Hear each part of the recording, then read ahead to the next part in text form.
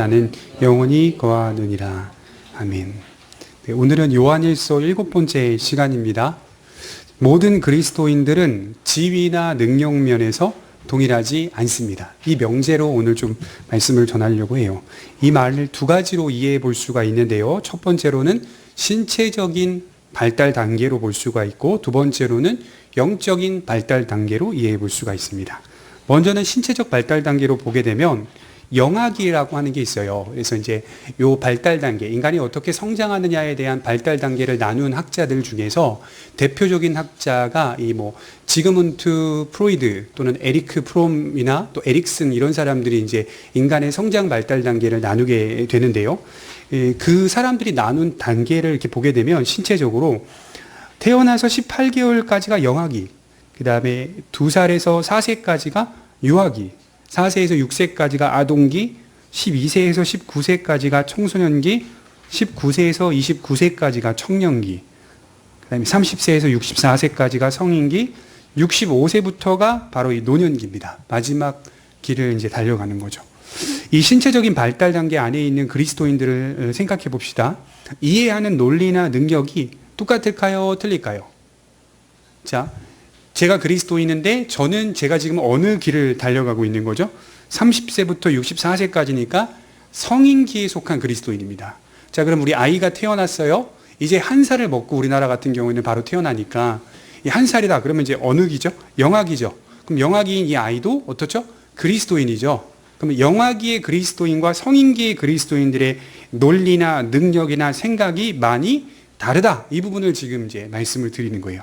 그래서 여러분, 복음을 가르칠 때 복음을 가르치는 교사는 주일학교 교사든 구역장이든 전도사든 목회자든 동일하게 그들의 지위나 능력을 최대한 생각하여서 신중하게 가르쳐 줘야 합니다. 그들이 지금 어떤 발달 단계를 거치고 있는지를 잘 신중하게 고려해서 그들에게 바른 접근 방식으로 복음을 가르쳐 줘야 합니다. 여기서 중요한 것은 진리, 그러니까 복음이 왜곡되거나 훼손되지 않도록 가르쳐 줘야 합니다.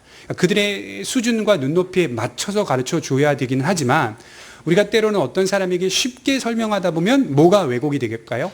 복음이, 진리가 왜곡되는 경우가 있어요. 너무 낮춰버리는 바람에 진리 자체가 훼손되면서 가르쳐 주는 경우가 있거든요. 이건 이제 훼손되어서는 안 된다. 이 부분을 말하는 거죠.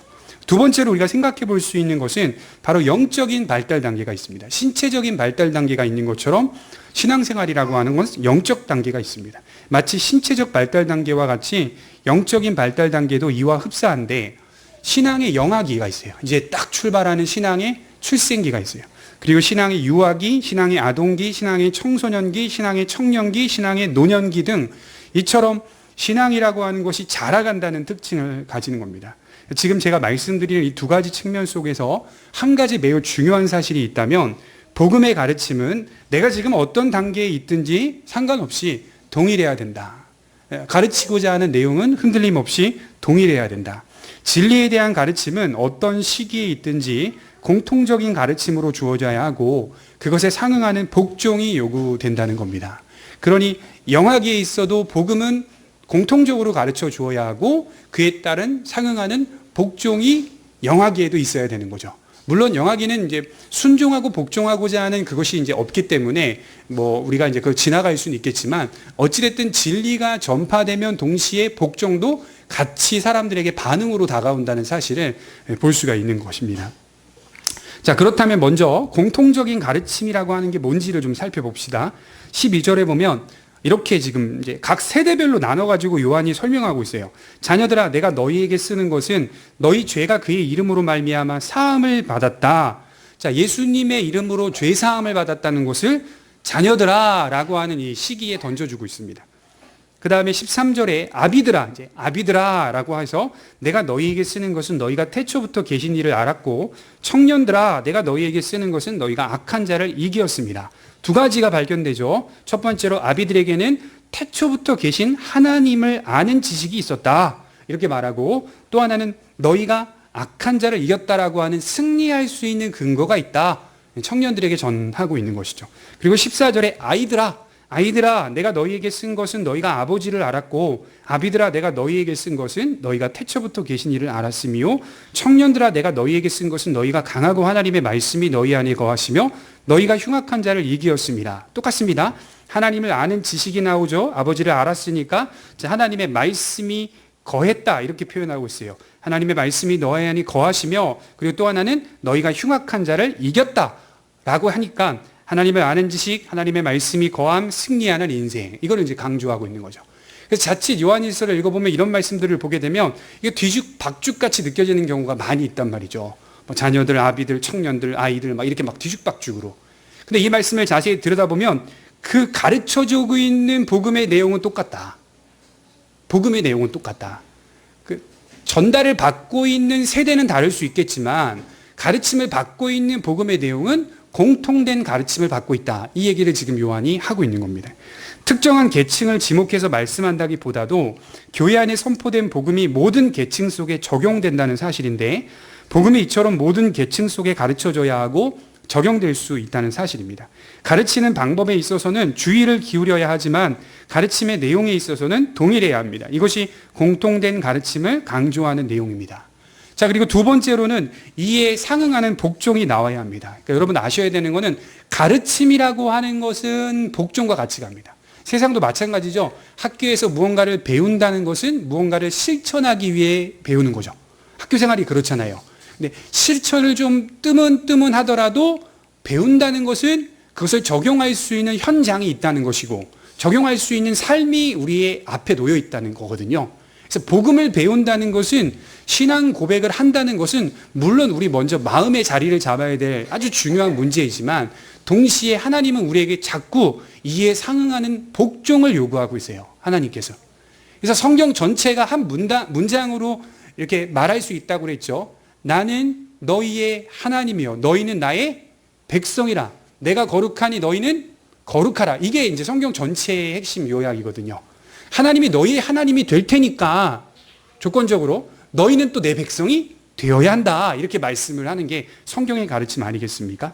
그래서 공통된 복음의 가르침이 우리 안에 주어지게 되면 이에 상응하는 복종이 어떻게 나와야 하는지를 15절부터 설명하고 있습니다. 이 세상이나 세상에 있는 것들을 사랑하지 말라. 누구든지 세상을 사랑하면 아버지의 사랑이 그 안에 있지 아니하니 이는 세상에 있는 모든 것이 육신의 정욕과 안목의 정욕과 이생의 자랑이니 다 아버지께로부터 온 것이 아니요 세상으로부터 온 것이라. 이 세상도 그 정욕도 지나가되 오직 하나님의 뜻을 행하는 자는 영원히 거하느니라. 제가 누차 강조드렸지만 복종이라고 하는 단어를 이해할 때 두려워 벌벌 떨면서 말씀을 지키는 걸 말하는 게 아니라 하나님이 우리를 얼마나 사랑하시는가 이걸 깨닫고 그로 하여금 나오는 사랑의 자발적 순종입니다. 그러니까 두려워 벌벌 떨면서 나오는 순종이 아니라 사랑으로부터 나오는 순종입니다. 두려워서 나오는 순종이 아니라 사랑에서 나오는 순종입니다. 사랑에서 나오는 순종 속에도 두려움은 있기는 있습니다. 그러나 흔히 말해 벌벌 떨면서 하는 순종이 되면 안 됩니다. 물론 하나님과 우리와의 존재적 차이가 있기 때문에 그분을 우리가 대면할 때 나는 비천한 자입니다. 내 손으로 내 입을 가릴 뿐입니다. 라고 하는 욥의 고백과 같이 그런 존재적 차이의 두려움은 있을 수 있지만 그럼에도 불구하고 욥이 하나님을 사랑하는 마음이 없었어요? 아니잖아요. 하나님을 사랑했지요. 다윗이 하나님을 사랑하는 마음이 없었습니까? 아니죠. 사랑했죠. 그래서 오늘 우리가 주일날 교회에 모이는 이유도 사랑해서 모이는 거예요. 하나님을 사랑해서. 하나님이 주일 성수하라 그랬어. 이렇게 접근하지 마시고 물론 이 말씀이 맞아요. 이 계명을 지키고자 하는 애씀도 맞아요. 하나님이 주일은 지키라고 했으니까 이것도 맞긴 맞는데 이거보다 먼저 더 들어가야 되는 것은 내가 하나님을 사랑하기 때문에 계명을 지킨다. 이렇게 가는 거죠. 내가 하나님을 사랑하기 때문에 이곳에 모인다. 내가 사랑하기 때문에 봉사한다. 사랑하기 때문에 찬송한다. 이렇게 가는 것이 성경이 우리에게 주는 가르침입니다. 그러나 신자가 순종하고 복종할 때 그 동기와 원리가 어디서 비롯되는가를 찾아보면 사랑에서 비롯되는 겁니다. 그래서 예수님께서 배신한 베드로에게 찾아가셔서 말씀하신 첫 번째 질문이 뭡니까? 내가 나를 사랑하느냐. 그래서 제가 좀 그렇지만 좀 죄송하지만 제가 이제 자녀들을 이제 키우기 시작하면서 이제 모든 자녀들과 다 이쁘고 사랑스럽긴 하지만 제가 전도사 시절에 주일학교를 가르칠 때 아이가 이제 바지에다가 대변을 보는 일들이 있었어요. 그죠? 그래서 이제 그런 경우에 교사도 없고 막 이럴 경우에는 이제 제가 화장실 가가지고 이렇게 닦아주고 뭐 이렇게 했던 기억들이 있어요. 근데 그런데도 그걸 해주면서도 사실은 마음은 좀 그렇진 않았죠. 좋지는 않았죠. 그렇지 않겠습니까? 똑같이 이제 지금 자녀가 태어났어요. 마찬가지예요. 저희 아들에게 나오는 더러움은 다 사랑스러워서 닦아줄 수가 있는데 동일한 선상에 있는 아이에게서 나오는 것이 있다 그러면 그게 제 자녀가 아니기 때문인 것 같아요. 물론 사랑이 없어서도 있겠지만 내 자녀는 그게 다 허용이 되는데 내 자녀가 아닌 경우에는 때로는 지저분하기도 하고 이게 잘 접근하기가 어려울 때가 있다는 말이에요. 그럼 이게 왜 우리가 다 극복될 수 있느냐? 제가 나왔어요? 아니요, 저희 엄마가 나왔죠. 저희 현민이 엄마가 나왔지. 저 안 나왔어요. 제가 배부른 건 아니잖아요. 그렇잖아요.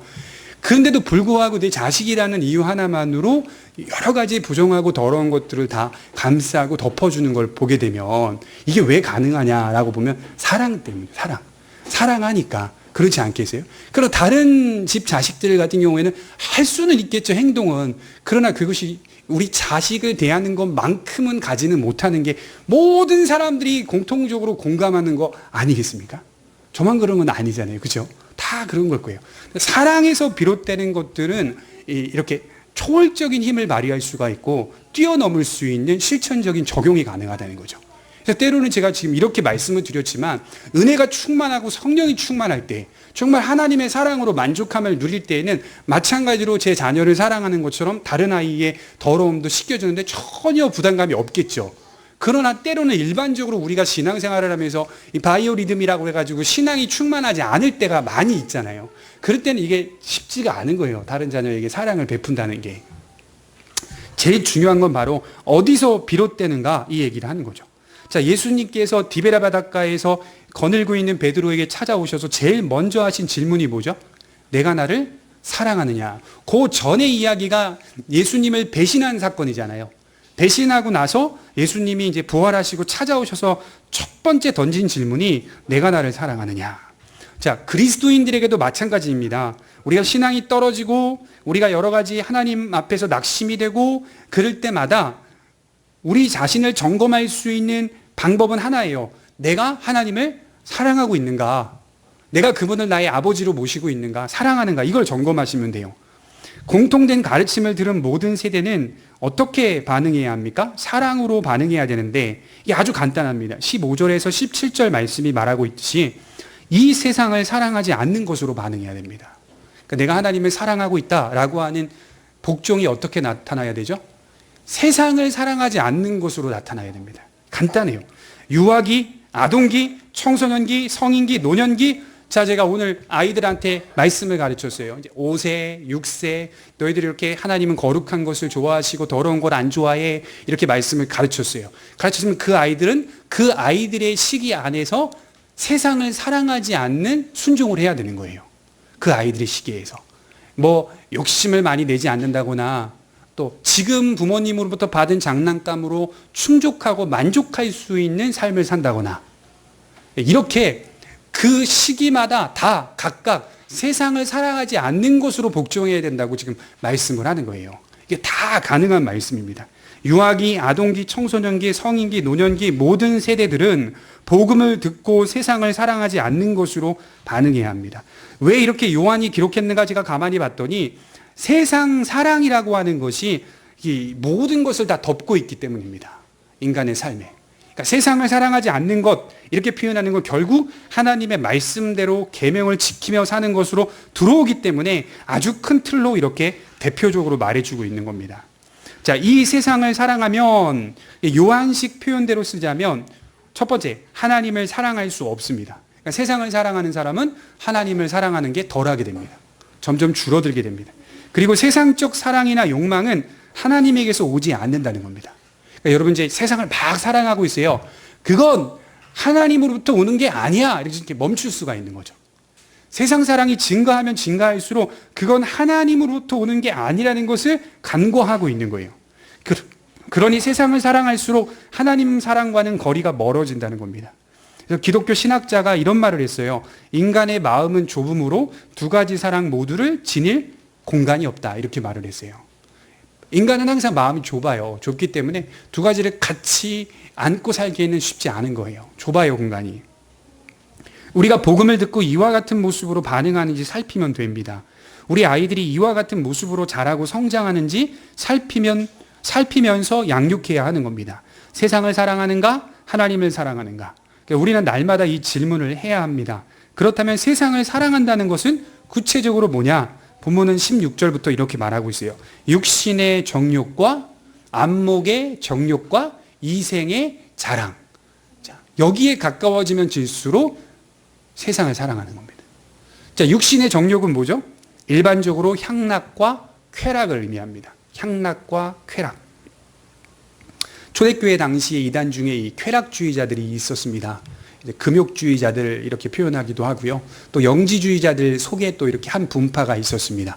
어차피 인간의 육체는 악하기 때문에 영혼은 어차피 육체와 관련이 없기 때문에 이게 소피아라고 하는 지혜는 더 높은 차원의 지식이기 때문에 육체가 그 영혼에 영향을 줄 수가 없다. 이렇게 생각했기 때문에 육체를 어떻게 굴리고 살아도 영혼에는 지장을 받지 않는다. 왜냐? 나는 이 소피아라고 하는 지혜를 획득했기 때문에 우주의 지식을 갖고 있기 때문에 나는 구원받는데 전혀 지장이 없다라고 하는 이단들이 있었어요. 육체를 막 굴리고 다녔죠. 이게 바로 향락주의, 쾌락주의입니다. 근데 바울이 이걸 깨버렸잖아요. 육체와 영혼은 밀접하게 관련돼 있다. 죽기까지 영혼과 육체가 분리되는 일은 없죠. 아주 독특하게 신학자들이 이렇게 말해요. 영혼과 육체가 하나가 되어 한 몸이 되어 독특한 방식으로 기능한다. 이렇게 말을 했어요. 그래서 영혼이 육체요, 육체가 영혼이라 이렇게 말하기도 해요. 우리가 죽음을 맞이할 때 영혼과 분리가 이제 영혼과 육체가 분리되는 일들이 그때만 일어납니다. 영혼은 주님의 나라에 안식하게 되는 것이죠. 그래서 이렇게 향락주의, 쾌락주의, 육신의 정욕을 따르는 사람을 말합니다. 그리고 두 번째로 안목의 정욕. 이 안목의 정욕은 뭘 말할까요? 탐욕을 의미합니다. 탐욕. 이 계속해요 탐욕적인 생활을 하고 탐욕적인 마음이 불붙듯 일어나는 거. 그리고 세 번째로 이생의 자랑은 이 대표적으로는 공명심입니다. 공명심. 뭐죠? 자기를 드러내려고 하는 마음. 공명심은 세상 사람들한테 공명심 말하면요. 세상 사람들 이거 되게 좋게 말합니다. 이거 나쁜 말 아니잖아요. 공명심이 왜 나쁜 말이에요? 세상에서 선한 일을 하여 자기를 드러낸다? 이게 왜 나쁜 말이에요? 세상의 도덕과 윤리를 보면 공명심 이거 굉장히 멋진 말이죠. 그러나 기독교 성경 안으로 들어오게 되면 공명심만큼 하나님과 멀어질 수 있는 유혹이 없습니다. 이것만큼 무서운 게 없어요. 위험스러운 거죠. 그래서 바리새인들이 기도할 때 중앙에 서서 막 소리치고 기도하는 거예요. 나는 저들과 같지 않습니다. 그 사람들 삶이 얼마나 철저했는데요. 여러분 예수님이 오시기 전에 말라기 이후부터 400년의 기간의 중간기가 있었는데 그 중간기에 예수님 시대 때 바리새파, 사두개파 이런 파들이 다 나온 거예요. 중간기에. 근데 그만큼 철저했다는 거예요. 위선적이지 않았어요. 초창기엔 굉장히 철저했어요. 에세네파, 바리새파, 사두개파, 열심당 이런 사람들. 더 철저하게 굴에 들어가서 말씀을 외우고 기도 생활하고 순종하고 실천하고 이런 것들을 처음에 굉장히 잘했습니다. 그래야만 메시아가 이 땅에 도래해서 예루살렘이 온 세계를 다 정복하고 예루살렘이 하나님의 통치와 다스림을 전 세계에 끼칠 것이다. 이렇게 생각했어요. 근데 이게 이제 사람이라는 게 변질이 되죠. 변질이 되죠. 위선적으로 바뀌죠. 아주 철저하게 섰던 사람들. 근데 그 철저함이 뭘로 변했죠? 공명심으로 변했잖아요. 공명심. 자기를 드러낸 거예요. 신앙으로 가는 게 아니라. 그래서 신앙생활은 공명심으로 하는 게 아닙니다. 그래서 오해가 생기면 신앙생활이 공명심이라고 하는 사람들은 다 교회 안에서 이제 분란이 일어나고 논쟁이 생기고 어려움이 생기는 겁니다. 특히 세 번째 공명심은 인간이 스스로 자신을 높이고자 하는 마음을 뜻하는데 선한 일이든 악한 일이든 그 목적이 자신을 축혀 세우려는 목적과 목표입니다. 이 세 가지와 전투하며 살아갈 때 하나님 사랑에 가까워질 수 있다는 겁니다. 자, 그러면 왜 그래야 하는가? 결론적으로 왜 우리가 이렇게 살아야 되는가? 요한이 아주 간단하게 대답하고 있어요. 17절에 세상에 있는 모든 것들은 지나가기 때문이다. 이렇게 말을 합니다. 본래적인 의미는 사라지다라는 뜻이에요. 세상에서 추구하는 모든 것들은 다 사라진다. 우리가 추구하는 모든 것들은 사라지지만 마지막으로 멋진 말을 했죠. 하나님을 사랑하며 살았던 모든 것들은 영원히 사라지지 않는다. 그 믿음과 삶이야말로 영원히 거하는 삶이기 때문입니다. 우리 마지막 절 한번 읽어보고 마치겠습니다. 17절입니다. 시작. 이 세상도 그 정욕도 지나가되 오직 하나님의 뜻을 행하는 자는 영원히 거하느니라. 기도